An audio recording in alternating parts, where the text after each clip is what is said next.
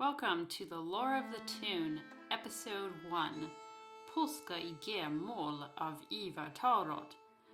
This channel wouldn't be the lore of the strings if I didn't go into the story or the lore behind a tune or a fiddler, so we're gonna do just that.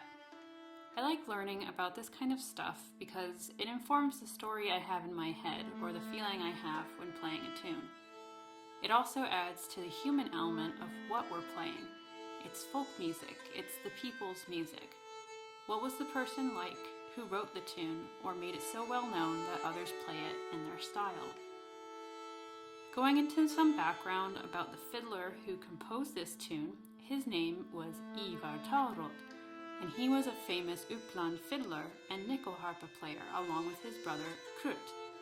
They were both tradition bearers of tunes from August Boulin, who was also a famous fiddler and was the first to design and build the chromatic Nyckelharpa, so the Nyckelharpa as most people know it today. In this picture, Ivar and Krut can be seen playing at an event called the Day of the Nyckelharpa in 1975. Ivar's brother Krut is playing Nyckelharpa here. Fun fact, Krut was one of Olaf Johansson's main teachers. Here you can see Ivar playing at Danmarks Kyrka, a church in Uppsala in 1958, so he would have been 54 years old. In addition to being a spelman, or musician, he worked in construction, built Nyckelharpas himself, and was a talented sculptor. He made wood carvings of other fiddle players that he knew and would give them the carving of themselves. In 1942, he received Zornmerket, the Zorn badge, in silver, which comes with the title of Riksspelman, or National Player. The Zorn trials were held that year in Uppsala, and he became a Riksspelman the same year as his mentor did, August Boulin. Now for the tune itself. It's a Polska from Uppland, the province in Sweden that the Nyckelharpa hails from. You can see in the picture here some older styles of Nyckelharpas. So prior to the early 20th century and the innovations by August Boulin and Erik Sahlström, this is what was played. So for example, a player like Buskalle, the fiddler whose birthday we're celebrating with World Nyckelharpa Day, would have played his tunes on something like this. Back to the tune. It is an uneven polska, so there are 3 beats in each measure, but the underlying subdivision of those beats is uneven, meaning you can't just divide the beat in half evenly. For example, I'm dividing the beat in triplets, which would be dividing in 3.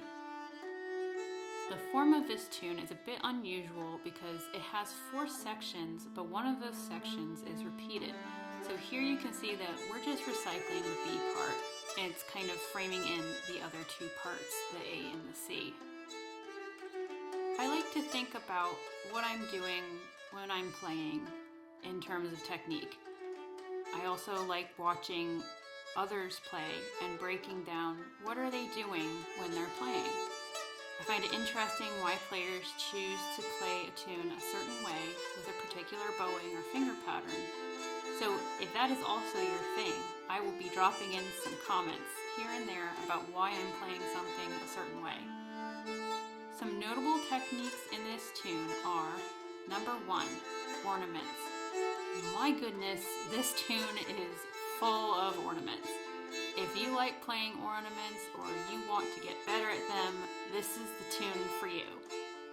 Number 2, string crossings. The B part especially has some nice string crossing practice, and since it comes around twice, guess what? You get to play it an extra time every time you play the tune. Number 3, climbing. This is in reference to shifting to higher positions or coming down from a higher position on the Nyckelharpa. But I would say this tune has more jumping than climbing, so we'll look at that in more detail, especially in the C part.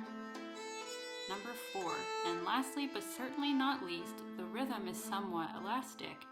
This can be a bit difficult to show if we're playing the tune slowly, but when playing it at dancing tempo, it becomes more apparent. You can think of this as kind of a push-pull feeling between the first and third beats of a bar. You can really hear and feel this in Olof Johansson's recording of this tune, which I'll link to at the end of the video. Click here to learn this tune and bring your instrument to play along.